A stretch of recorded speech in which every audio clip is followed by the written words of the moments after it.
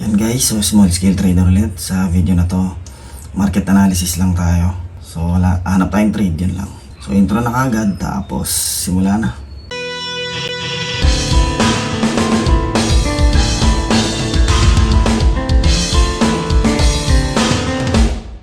So ayan, nandito na tayo sa XRP USDT. Makita nyo naman, futures yan. Tapos 1 hour time frame. So nilagay ko na tong mga session. Tapos alam naman natin, nasa uptrend tayo ngayon.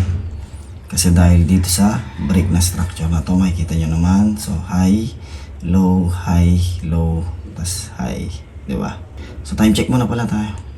8:34 ng Lunes, December 4. So start na ng weekly chart. So simulan muna natin doon sa weekly. Ayusin muna natin yung chart syempre bago tayo kumilos. So ito yung previous week high. So target niyan tingin ko yung previous week high na. Target liquidity yan. Tapos yung previous week low is ito. Medyo umangat siya ng konti. Ayan. So ito yung range ng previous week high and low. So punta tayo sa daily. Wala naman tayong masyadong kailangan tignan dyan. Alam lang, basta ang alam lang natin, ang week high and low is strong support or resistance yan. Mataas ang liquidity na meron dyan. So yan, day low, day high, tapos yung week high dyan din syempre. Ayan. Tapos yung week low ito. So yan. So ang tingin kong next target is ito. So sa day high, sa daily candle or sa daily chart, which is ito, makikita nyo naman, nasa uptrend tayo na area. Nasa uptrend tayo. Bakit? Kasi ito yung break of structure na nangyayari. Yan. Di ba? So nag-low, tapos mag-create na siya ng new high, which is ito yung target niya. Or ito. Okay? So yan guys, may mga manok na, pasensya na kayo. Maingay. So wala tayong masyadong makikita dito. So yan lang. Target lang niya tong week high and daily high. So pwedeng yan ang long side position natin. So punta tayo sa main time frame, which is yung 4 hour. Di ba? Yan naman ang gamit natin. Kung mapapansin nyo guys, may open pa rin. Yung entry ko dati pa ito, diba? Kung nanonood guys sa akin. Ito. Hanggang ngayon nandyan pa rin siya. Kumbaga hindi ko pa rin siya kinakancel.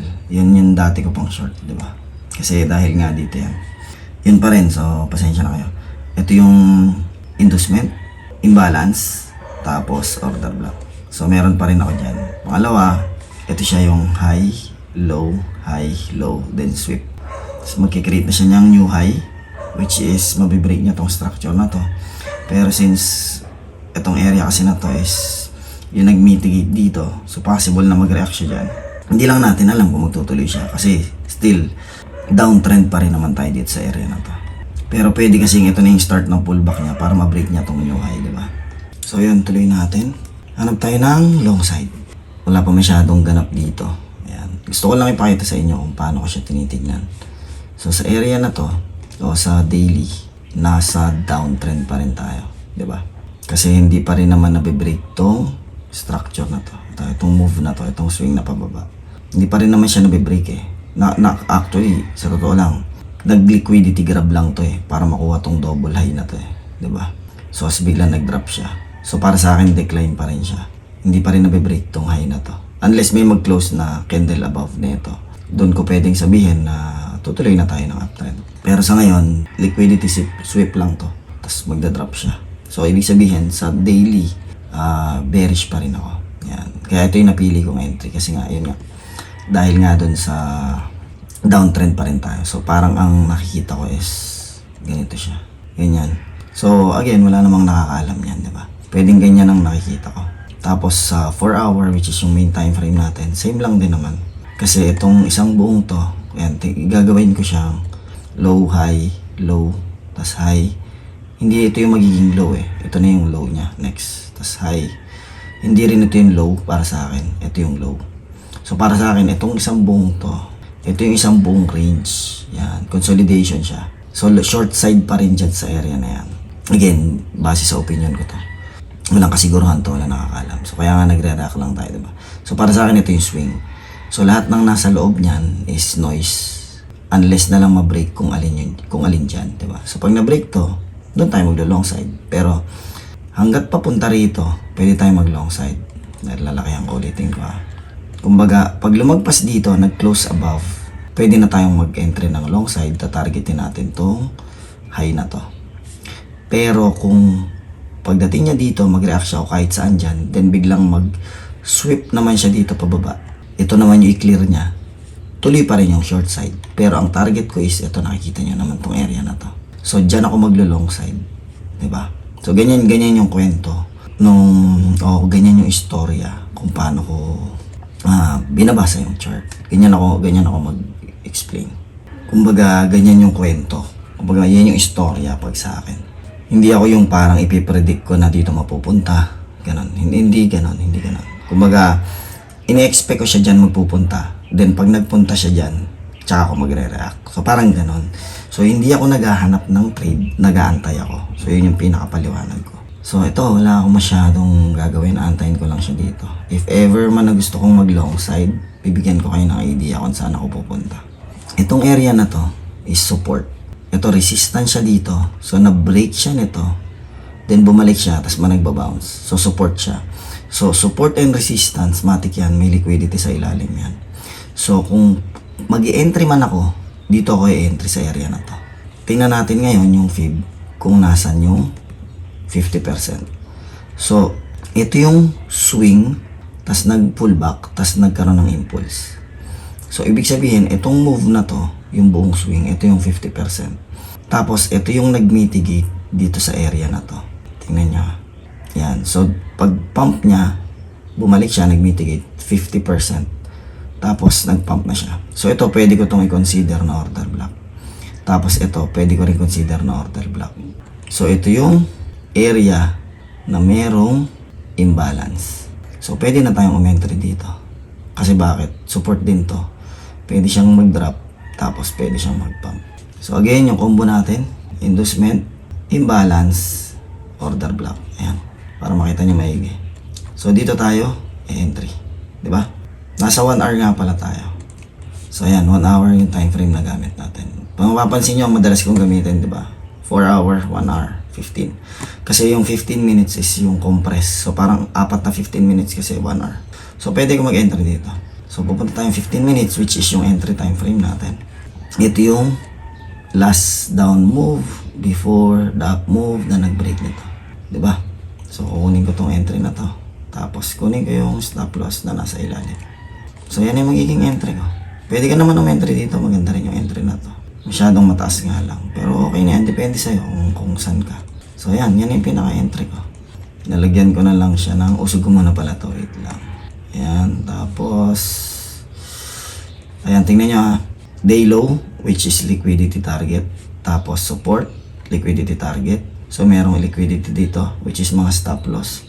Bukod doon, merong imbalance, tapos may order block. So, lahat halos ng confluences nasa atin.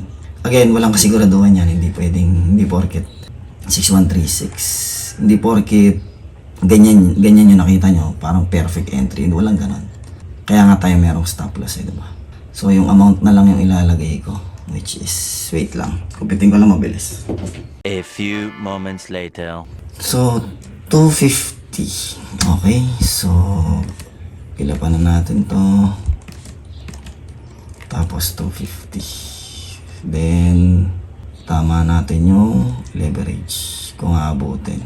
207 lang. Wait lang. Ayun, 259, di ba? So pwede na to. 250. So times 5. Yan. Tapos lagyan natin ng markings dito. 250. Yan. So okay. So yan ang magiging entry natin. Anong tatargetin natin? So since wala pa naman tayo nakikitang action, ito yung tatargetin natin, di ba? So, yan na. Antay na lang natin kung anong mangyayari. So, update na lang kung anong mangyayari dyan. So, dalawa entry natin. Isang short, isang long side. Yan. Okay. So, update na lang. Hanggang dito na lang muna ulit. Tingnan natin kung ano yung mangyayari susunod. One eternity later. Yan. So, good afternoon guys. Time check muna. Siyempre, continuation to ng video. So, kinabukasan, Tuesday, 5 ng December, 1:18. So, chart tayo kagad. So, yan. Kagabi pa lang, nakita ko na to. Ito kagabi. Kaninang madaling araw, nakita ko na tong week na to na mahaba. So, yan. Isang buo. Nakita ko na yan. Buti na lang bago ako natulog kahapon, kinancel ko na yan. Makikita niyo yan dito sa trade history. Ayan. So ito yung trade na inuuna kong tinik, di ba? I-journal nga pala natin to sa Sabado para makita niyo paano ako mag-journal. So ayun, buti na lang hindi ko na-take yung trade. So talo ako dapat dyan. Anyway, ito hindi ko pa rin kino-close kasi wala pa naman yan. So simulan muna natin yung pag-ayos ng chart. Siyempre balik tayo sa daily. So tanggalin muna natin tong day high. Lilipat natin siya dito. Tapos yung day low, which is ito, lipat natin sa baba. Wait lang, masyado kasing malalim. Yan. So yun yung buong range. Ito yung high, ito yung low. Yan. So yun nga, gaya nung sabi ko, hindi man sakto pero yun. Target niya talaga tong week low, yung previous week low. So since nakuha niya na yung previous week low, wala na halos natitirang liquidity dito. May dahilan na para siya umangat, 'di ba? Kasi na-target niya na yung liquidity dito sa baba. Hindi man siya ganong sakto kung ito na pagbabasihan natin yan. Siyempre, tinamaan yung order block. Pero dito tayo sa order block na to. So may possible pa rin siyang bumaba bago mag-pump. So kinuha lang niya yung liquidity dito. So yun yung parang nangyari dito. So ang hirap mag-take ng trade pag ganito yung klaseng move yung ginawa. Usually pag ganyan, sa labas ka lang talaga. Lakayan pala natin. Yan. So dito tayo sa 1 hour. Yan. So, usog lang natin to. So, ito, lilinisin ko na muna, di ba? Wala naman ng silbi to eh. Tapos, pe-prepare ko tong tatlo para sa mamaya. Ayan dyan, di ba? So, tapos na tong Asian session. Close ko na to. O yung Asian na kill zone. So, ito, naka-ready na to dito. Tapos, yung New York. Halos wala pa tayong move na nakikita dyan. So, dito kadalasan, yan, so yan guys, kung may maririnig kayo mga ingay, pasensya na kayo. So dito kadalasan nangyayari yung mga error. So pagkatas ng move na to, ang iniisip kagad nila is yung flip. So let's say ito, nag-flip dito. So ang iniisip na nila kagad is ito yung order block. Again, hindi ko sinasabing ito talaga yung mangyayari. Pero madalas dito ako na-aksidente lagi nung nagsisimula pa lang ako. So pag nakita nilang nag-flip ng ganyan, galing ka sa drop galing sa drop yan. Kino-consider na nila to kagad na order block. Ito mismo. So maglo-long side sila dito. Sa mga previous video ko makikita nyo naman yan. So ganyan ang kadalasan ginagawa nila. Let's say, sige targetin mo tong yung previous day high. So yan, ganyan ang nangyayari. Diyan ka ngayon natatarget ng drop ulit. Yan, diyan madalas na aksidente. Pero ayun, again, hindi ko naman ito take ng trade. Dito pa rin ako sa ano na to, sa trade ko ng una. So kung mapapansin mo, nakuha na yung week high nitong sweep na to. Tapos nakuha na rin yung week low nitong sweep na to. So wala na tayong previous week high, previous week low. So since nandito tayo sa day high, so possible targetin tong day high. Then mag-drop pa rin siya. Or pwedeng ito yung consider natin isang malaking order block. Ito yung nag-sweep nung una di ba? If ever man na mahit ako dito ako pupwesto. Ito kasi nag-liquidate para mag-drop siya, di ba? Kasi makikita nyo may trend line dito. Pag tiningnan mo sa 4 hour yan, meron trend line na nabuo dyan. Yan. Yan yung niliquidate nito bago nag-drop. Okay. So, pwedeng bumalik siya dyan kasi mag-mitigate siya dyan. Again, wala naman nakakaalam yan. So, ito yung parang pinakamagandang targetin sa ano. Pero dito, okay lang naman tayo dito. At kung mag-short man ako dito, hindi ko na siya gagawin kasi ang feeling ko, itutuloy niya na yung new high. Kasi nga, nasa uptrend tayo macro. Ayan o. So, high, low, high. Tapos, ito na yung low. Mag-new high na siya kasi nagkumuha na siya ng liquidity sa baba so possible targetin niya na yung taas. So hindi ako mag-short dito. Ito lang yung pinaka-short ko, yung malapit lang. Hindi ko pa rin bibitawan yung trade na yan. So wala naman ako masyadong ipapaliwanag dito. Yun lang, at least magkaroon lang yung guide. Hanggat siguro magkaroon ng action ng yung clear na break structure kasi ito liquidity sweep lang to Pag nagkaroon ng break of structure talaga na yung candle close sa taas or sa baba, doon lang tayo magte-take action. Pero sa ngayon, ito lang muna target ko. Still, wala pa rin namang kakaiba kasi. So, yun lang muna. Wala namang bago dito. Ito, okay din to. Ayan o. Meron ding order block dito. Ito yung sinasabi ko, diba, na na-mitigate nitong move na to. Ayan. So, possible din yan. Maganda rin targetin yan. If ever man na ma-liquidate tayo dito, pwedeng targetin to. Kung ma-miss man yung trade na yan, bababa lang ako ng time frame gaya nung ginawa ko nung una kong trade. Makakahabol pa rin tayo dyan. So, yun lang. Ingat kayo, small scale trader ulit. Salamat sa mga nagko-comment nga pala. Tapos yung mga nagme-message sa akin, maraming salamat din sa suporta, yan, sa mga nagsasubscribe. Yan. So kung nagustuhan nyo ulit, like lang kayo. Pag gusto nyo ma-notify, subscribe kayo. So ingat kayo ulit, maraming salamat. Small scale trader. Hanggang sa susunod.